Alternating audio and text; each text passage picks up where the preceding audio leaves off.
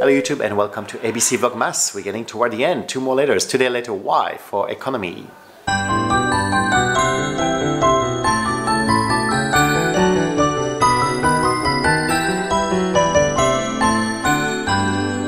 So economy starts with E and then you say it's Y. Yes, I'm not the one who decided that. Every class of service on the plane is identified by a letter. Economy is letter Y. I assume it's because it's the last letter of the economy word. Usually if you fly in a premium economy, most of the time it's something like U. If you fly in business class, it could be J or C. And if you fly in first class for the airlines got that, usually it will be letter F. But again, it can change a little bit from one airline to another. So it's usually on big in your boarding pass. It will show to the gate agent or whoever needs to check your boarding pass which cabin you will be flying in.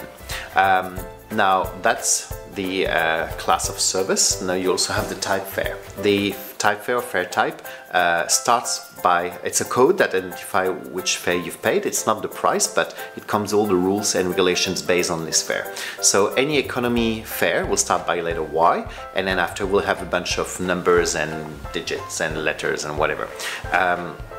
And it will identify all the fare rules that go with that. So a full economy fare might be just simply Y. That means it's fully flexible. You get all the points on miles that you're supposed to have and everything. But if you start to have a Y, A, B, C, 7, D, that means this fare you might be required to stay at your destination for 7 days, or you may have a Saturday night that you have to spend there, or you need to know the boyfriend of the manager on board. I'm kidding. But there's a bunch of rules that go with that. Usually it can go with how many miles or points you may get, so it could be only 50% if it's a cheaper fare or none. It could be how many bags you're allowed to check in, all the flexibility about changing dates and times and everything. So that usually incorporated inside this code, and any airline will know exactly what you've paid. There's a lot of different fare. For example, a Montreal to Paris on Air Canada will be something like 60 different fare type. Not all of them are sold at the same time. At the same time, they may have like 3 or 4 or 5, but through the time, because tickets are available 350 days ahead of time, through the whole year pretty much until the departure day, they will use a bunch of them. So all the passengers around you may have paid a very different price. So that's what we call the fare type, and then you have the fare code, and then you have the fare type for the cabin when you travel.